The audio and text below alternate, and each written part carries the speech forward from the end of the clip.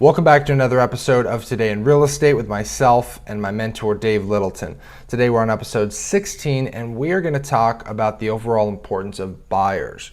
Right now we're seeing during this COVID-19 environment that buyers are really the centerpiece of the real estate market. And today we're going to talk about 5 different behaviors that each new buyer should consider when going out and making a purchase on a home. The first of those 5 is getting pre-approved for a mortgage when going out and purchasing your home. That's such an important first step. Being pre-approved will get you comfortable with the payment and talk about the interest rates and the taxes, and maybe there's an HOA involved.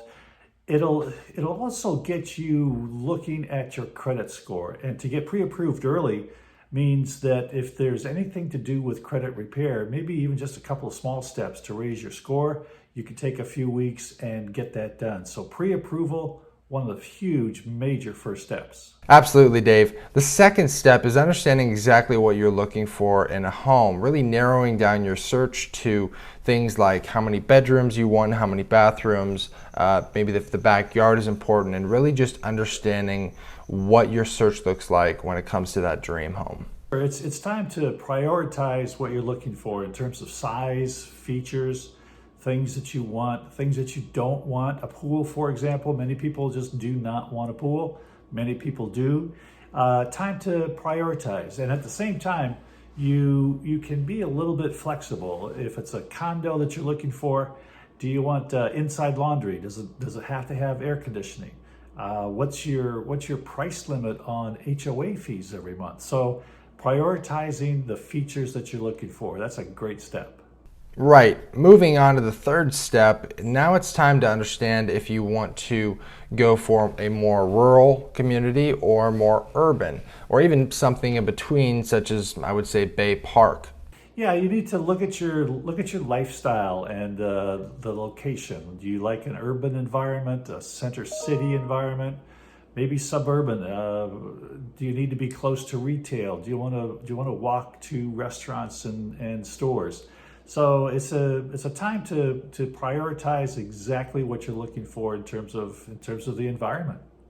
Another thing is when you're going out and looking at those beautiful homes, sometimes it can get tempting to bite off more than you can chew, which is why for step 4, it's important that you understand your overall finances, looking at it from a macro perspective.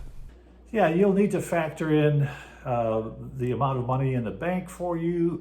You're going to have closing costs. You're going to have startup costs in moving and getting your place ready. Just have a bank account and consider your overall total finances. Yeah. And moving on to our next step, it may seem a little bit unorthodox, a little bit strange. However, have an exit strategy. Well, when you're buying a new place, you want to have an idea of just about how long you're going to be there. Now, many people live there 6-7 years. As we talked about before, that length of ownership is expanding to 10 or 11 years quite often. But it will impact what you decide to do in terms of upgrades and how much money you invest in it. If it's going to be a short-term stay, maybe you don't put too much money into it. But if you're going to be there for a few years and want to improve the kitchen and baths, that's generally a pretty good investment, and it'll hold value. Exactly, Dave. And those are just a few of the key steps that we've seen buyers go out and use in their purchasing process. If you guys would like more information on some of the important things you need to follow as a first-time buyer, then go ahead and reach out to us. Yeah, we've got a lot of information and resources, and our job is to help you make a smart move.